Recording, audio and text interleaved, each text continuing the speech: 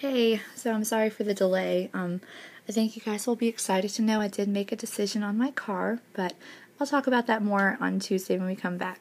But that just kind of explains why it was so long for me to put this video up. So again, I apologize for the delay, but thank you for your patience. This morning or whenever you're watching this video, we're talking about nuclear energy, so this is one of those types of energy that we took notes on the other day, and we'll get a little bit of discussion on what it is and how it's used. And again, I'm going to break this into 2 videos just so it's a little shorter for you to download. So just the definition of nuclear energy is that it is the potential energy that is stored in the nucleus of an atom.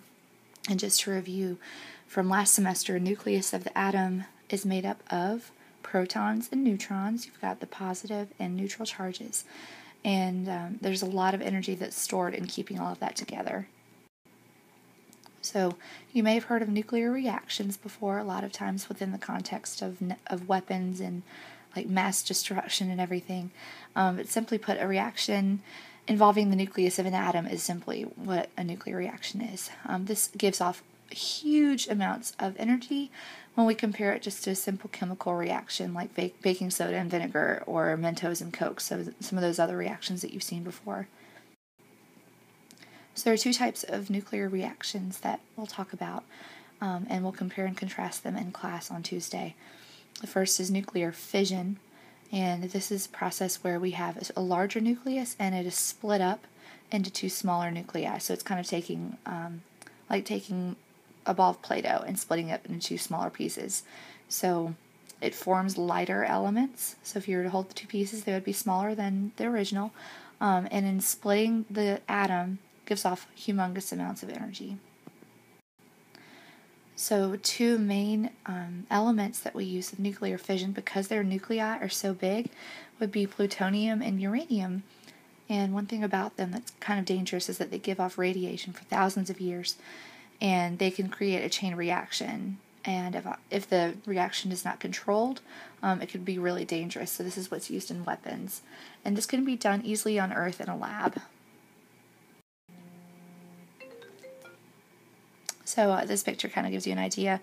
If you've ever played pool, like with billiard, just think of it as like the beginning of any pool game where you have to take 1 ball and hit it across the table to break up the rest of them.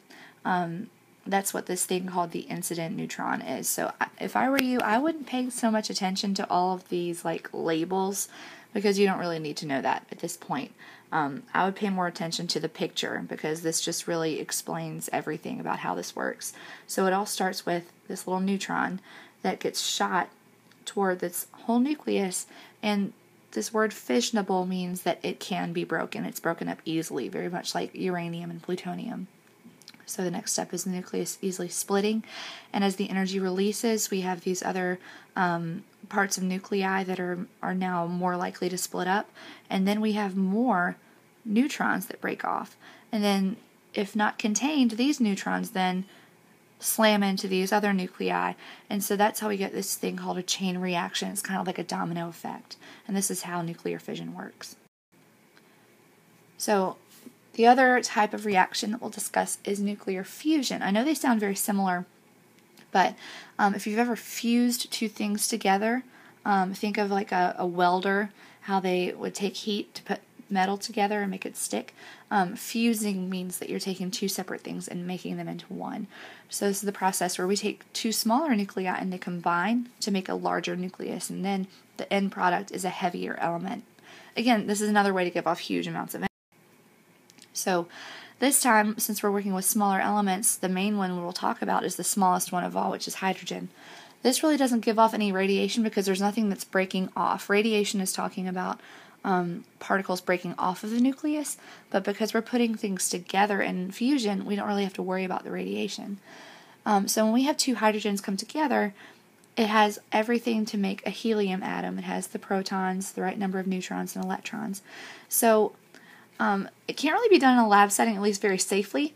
The main time you're going to see this is on the sun or other stars. This is basically what powers stars, because they're constantly being made from these tiny little atoms coming together. And once it gets to a certain size, I think it gets up to about carbon or oxygen. I'd have to look that up again because I can't remember off the top of my head.